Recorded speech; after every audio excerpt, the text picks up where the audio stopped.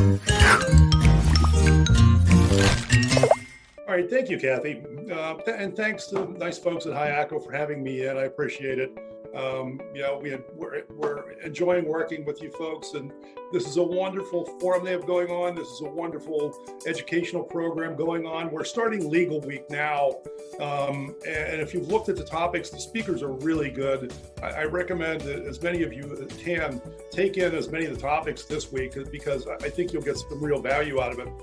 Today, the legal part we're going to talk about is ways we can secure credit lines.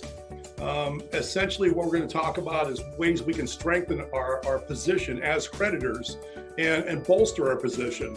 We're going to talk about some legal protections and tools that have been created for us by our federal government through the Uniform Commercial Code, through the U.S. Bankruptcy Code, through the states, the mechanics lien laws. So we're going to talk about those sorts of things. And really the way we're going to try and focus on this, when these things were created, really the whole goal was to try and make it easier for credit managers to justify extending larger credit lines and to extend more credit lines and promote commerce. And that's really how we're going to talk about it. How do we use this to sell more? We're so used to, we've all been referred to. My background is credit. I was in credit for 11 years before I came to NCS. So I am a recovering credit manager, but we're all so used to, we're being called the sales prevention department. Well, today we're going to take a minute and say, okay, how can we use this really to be the sales expansion department? And how can we find ways where it's a $20,000 credit line, but these people can buy more on the credit side? How can we find a way to go ahead and expand that credit line? Please ask questions. Yeah, again, that's the point of these programs, is to get answers for everyone. With this many people as we have sitting in, there's going to be a variety of different industries and situations, and please get answers to whatever questions that you have. So make sure, and as Kathy said, if we can't get to them today, we will certainly make sure we get answers to them afterwards. But we're talking about getting collateral against the credit lines. And, there's different ways to do this. One of the other speakers this week is Scott Blakely, who's a wonderful bankruptcy and creditors' rights attorney. And the phrase he likes to use is backstopping your credit position, meaning if there's a default or a bankruptcy by your customer, that you don't fall as far back as the general unsecured creditors.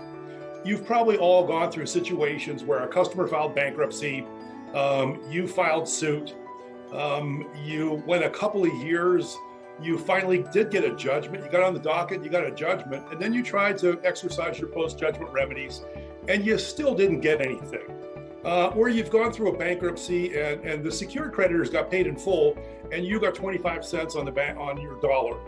Well, that's what happened was essentially you split up whatever was left pro rata when all the secured creditors got paid in full. As trade creditors, there's two ways for us to try and attach assets. There's personal property we can have pledged against the credit lines we extend. That's accomplished through UCC filings. Personal property is the assets of the customer, their accounts receivable, their inventory, proceeds they get for selling the inventory, their equipment, cash, all of those things. We can have the customer pledge that to us through a UCC filing. The other way is real property, and that's through the mechanics lien process. And the scenario there would be, we've contributed to the permanent improvement of a piece of property. The owner should not retain the benefit of that improvement unless they pay us for it. And if they have not, then we have the opportunity to take collateral or security against that piece of property to whatever extent we've improved that piece of property. Again, that's through the mechanics lien process. But again, these tools were created to try and minimize the cost of defaults.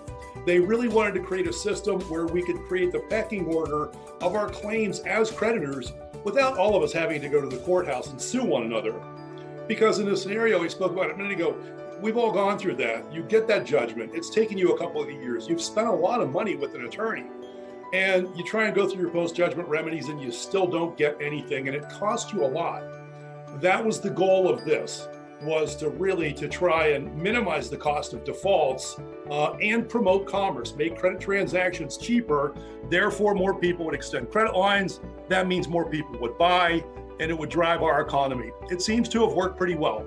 When you look at banks, you can see how they associate the value of collateral backing a loan versus no collateral backing a loan by contrasting the interest rates of the things that they do. Look at mortgages and look at credit cards. Mortgages are 3.5% right now, I think. I haven't looked lately. Versus credit cards are 14, 18, 24, 28%. Well, why is one 3.5 and the other is 5 times that? The answer comes back to collateral. The bank has a piece of property to repossess in a mortgage situation. They can sell that out and come out whole, maybe even profitable. Credit cards, they're going down for the entire balance. They don't care because they're still so very profitable because of the extreme interest charges that the majority of people who are using those credit cards are paying. But if it makes sense for banks, it probably makes sense for us.